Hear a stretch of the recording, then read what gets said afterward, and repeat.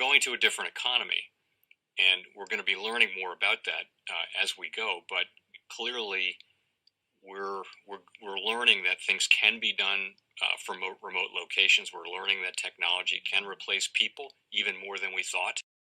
We're not going back to the same economy. We're recovering, but to a different economy, and it'll be one that is more leveraged to technology. And I worry that that is going to make it even more difficult than it was for many workers.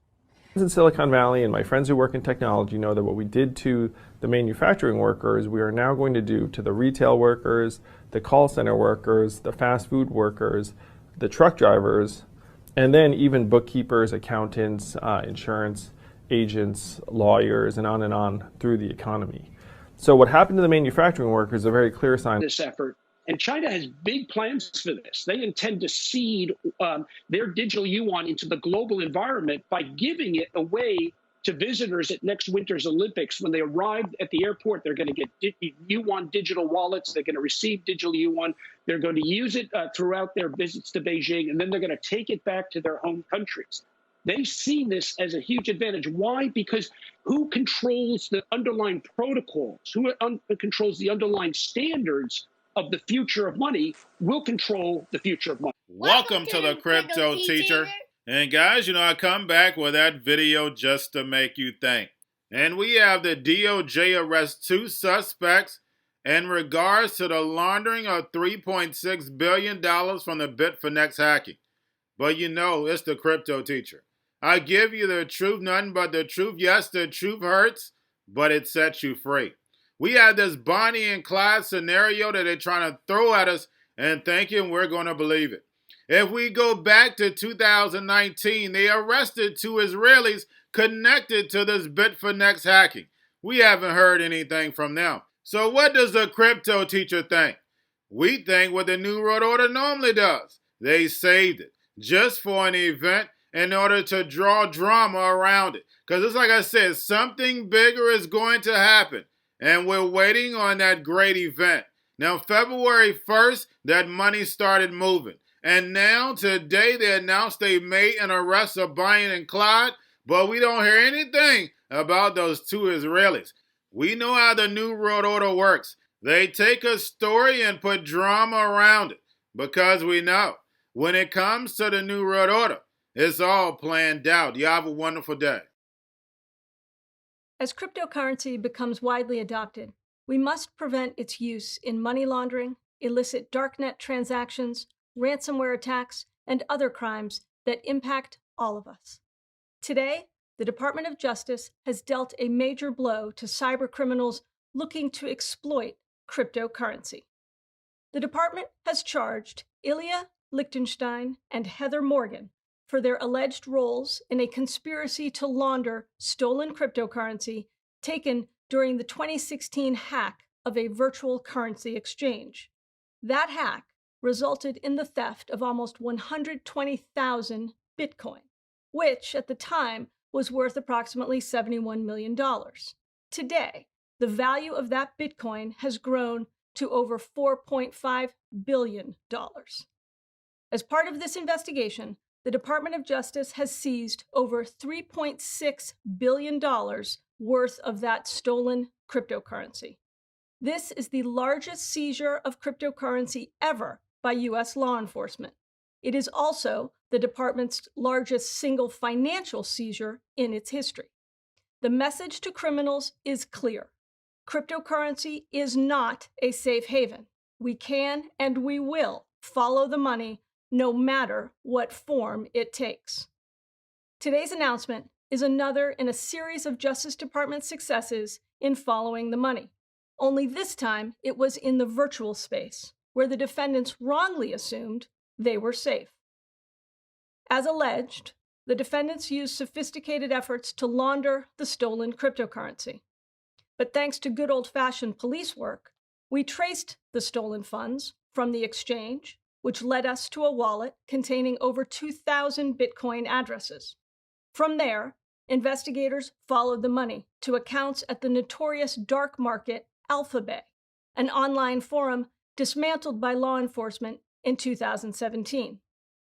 From Alphabet, the prosecutors and investigators from the Justice Department, IRS criminal investigation, Homeland Security investigations, and the FBI, followed the stolen money on its complex journey through a labyrinth of virtual currency exchanges and wallets based here and abroad. Our work also benefited from the private sector's due diligence. As the defendants tried to launder funds through various virtual currency exchanges, many asked questions about where the money came from, or even froze funds based on their suspicions. Several exchanges enforced anti-money laundering policies and know-your-customer requirements that proved key to this investigation, showing how cryptocurrency can become safer and more reliable when we work together to root out its abuse. Although the hack and theft occurred almost 6 years ago, today's developments were made possible by the marriage of high-tech investigative techniques and relentless efforts by our prosecutors, our agents, our analysts, and law enforcement partners. Today's announcement is also a reminder that everyone has a part to play in improving our cyber defenses. The proceeds recovered today were originally stolen during a significant computer intrusion. That intrusion should tell American businesses and virtual currency exchanges to pay attention now, invest the resources now, because failing to do so could make a difference in becoming a victim later. The defendants are each charged with conspiring to commit money laundering, as well as conspiring to defraud the United States. All defendants are presumed innocent until proven guilty in a court of law.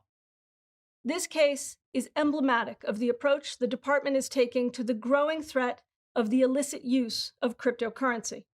A few months ago, I announced that the Department of Justice would evolve to tackle cryptocurrency-related crime, and that's exactly what we're doing, thanks to experts from the Computer Crime and Intellectual Property section, the Money Laundering and Asset Recovery section, and across our U.S. Attorney's offices. Each of these offices was critical to our success today. I would also like to recognize the IRS, Homeland Security investigations, and the FBI for their hard work, which made all the difference in this case. Thanks to them, our message today is clear. The United States, together with our partners and allies, will not allow cryptocurrency to become a vehicle for criminals to operate without consequences. Thank you. The most powerful person in the world is the storyteller.